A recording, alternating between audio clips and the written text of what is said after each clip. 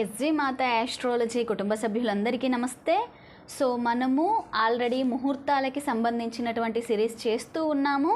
ఏవైతే అంశాలు చాలా ముఖ్యమైనవిగా మన శాస్త్రం మనకి తెలియజేసిందో అదే పంచదశ సంస్కారాలలో ఒక్కొక్క సంస్కారానికి ఏ విధమైనటువంటి ముహూర్త నియమాలని పాటించాలి అనే అటువంటి అంశాన్ని తెలుసుకుంటూ ఉంటున్నాము. కాబట్టి అందులో భాగంగా ఈరోజు వీడియోలో చూడండి, చౌలము అంటే దానినే కర్ణవేద, మనకి చెవులు కుట్టించుట అనే అటువంటి దానికి ఏ విధమైనటువంటి ముహూర్త నియమాలని శాస్త్రం తెలియజేసింది. ఓకే, సో ఇది కేవలము అమ్మాయిలకి మాత్రమేనా అంటే అసలు అబ్బాయిలకి కూడా చెవులు కుట్టించుట అనేది మనకి పూర్వం నుండి వచ్చింది. బట్ ఇప్పుడు రాను రాను కొందరి కుటుంబాలలో ఇది చేస్తున్నారు, అబ్బాయిలకి కూడా, కొందరి కుటుంబాలలో లేదు. అయినప్పటికీ కూడా శాస్త్రము అమ్మాయిలకి అబ్బాయిలకి కూడా కర్ణవేద అనే సంస్కారాన్ని జరిపించాలి అనేది సూచించింది. సో దీనికి గల సైంటిఫిక్ రీజన్స్, శాస్త్రంలో ఇచ్చిన రీజన్స్ మనందరికీ చాలా తెలిసినప్పటికీ యాస్ట్రాలజీ నుండి మనం ఒక సరి అయినటువంటి ముహూర్తాన్ని దీనికోసం ఎలా చూడాలి అనే విషయాన్ని చూసుకున్నట్లయితే చూడండి, మనకి ఆల్రెడీ ఏ అంశంకి సంబంధించినటువంటి ముహూర్తం అనేది నిర్ణయం చేస్తున్నామో ఆయా అంశము అసలు మనకి ఒక జాతక చక్రంలో ఏ భావంలో ఉంటుంది అనే విషయం మనకి కరెక్ట్గా తెలియాలి. ఎందుకు?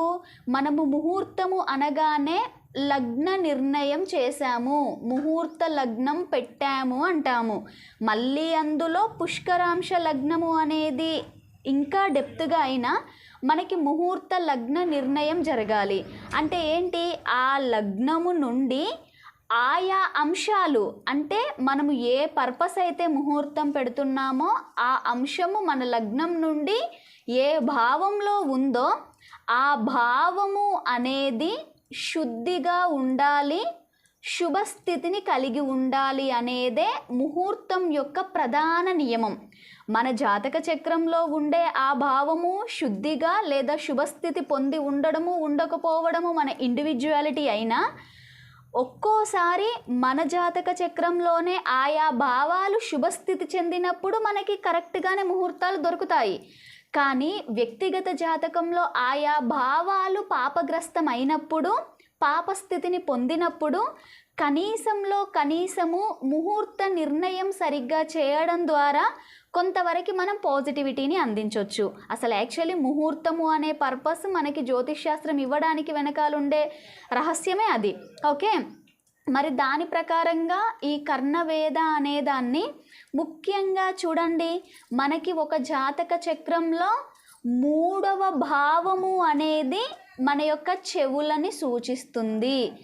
ఓకే, అంటే మన యొక్క వినికిడి శక్తి, మన శ్రవణ శక్తి, అంటే మన యొక్క పూర్తి కర్ణ బలము ఎలా ఉంటుంది అనేది మనకి 3వ భావం సూచిస్తుంది. అంటే మనకి 3వ భావంకి ఈ కర్ణవేద అనే అటువంటి ఒక సంస్కారానికి, ముహూర్త నిర్ణయానికి ఎసెన్షియల్ అనే పాయింట్ ఇక్కడ అర్థమైంది.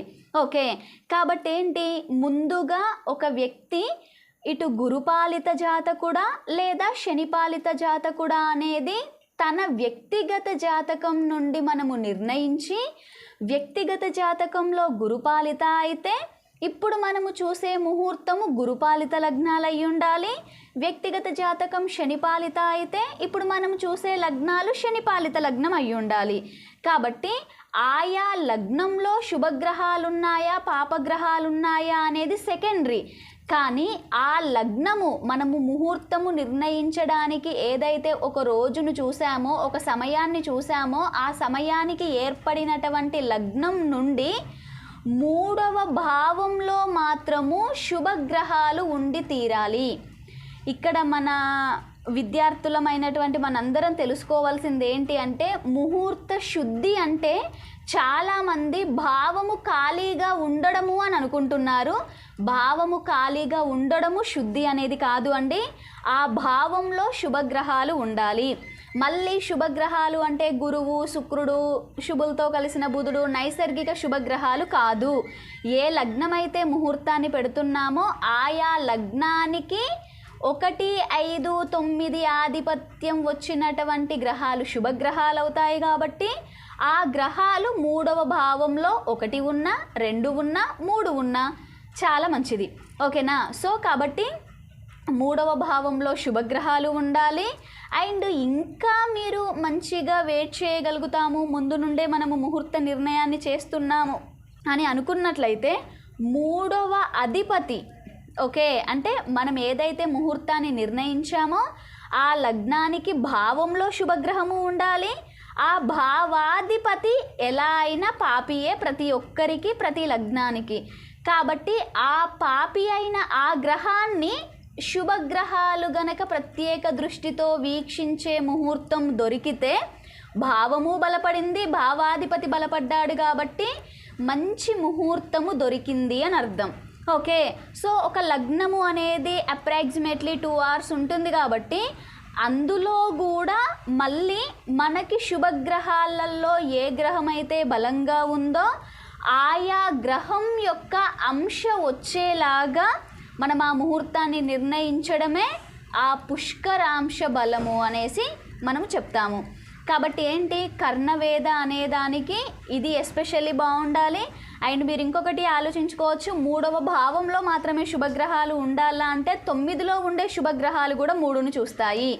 భావంలో ఉండాలి అనేది ఏం అవసరం లేదు, భావాన్ని చూసినా పర్లేదు. ఓకే, సో దాన్ని బేస్ చేసుకొని ఇది సెకండరీ. 3వ అధిపతి కూడా దొరికితే ఇంకా చాలా మంచిది. కానీ చాలా తక్కువ కేసెస్లో మాత్రమే మనము ఇదంతా కూడా ఎగ్జాక్ట్గా దొరకడాన్ని చూస్తాము. సో ఫస్ట్ అయితే ఇది చాలా ఇంపార్టెంట్. ఓకే, అండ్ ఇంకా చూడగలిగితే మనం ఏదైతే నిర్ణయం చేశామో ఆ లగ్నంలో కూడా ఒక శుభగ్రహం ఉంది అని అనుకోండి, ఇంకా చాలా మంచిది. అంటే ముందు మన వ్యక్తిగత జాతకంలో మన 3వ స్థానం ఎంత బలంగా ఉందో దానిని బేస్ చేసుకొని ఇవి ఇంకా ఎన్ని పాయింట్స్ కుదురుతాయి అనేది మనం ఎగ్జాక్ట్గా అంచనా వేసుకోవచ్చు. కానీ ముఖ్యమైనటువంటి పాయింట్ మాత్రము 3వ భావంలో ఆయా లగ్నానికి సంబంధించిన శుభగ్రహాలు ఉండడము. 1 అయినా పర్లేదు, 2 అయితే మంచిది, 3 అయితే మరీ మంచిది. ఓకే, ఉండడమో చూడడమో జరగాలి. అండ్ ఆ లగ్నం 2 hours ఉంటుంది కాబట్టి సో మనకు అది చాలా చిన్న ప్రక్రియ కాబట్టి మనకి శుభగ్రహమైనటువంటి ఆ గ్రహం యొక్క అంశలో దానిని చేయడం అనేది ఇంకా చాలా మంచిది.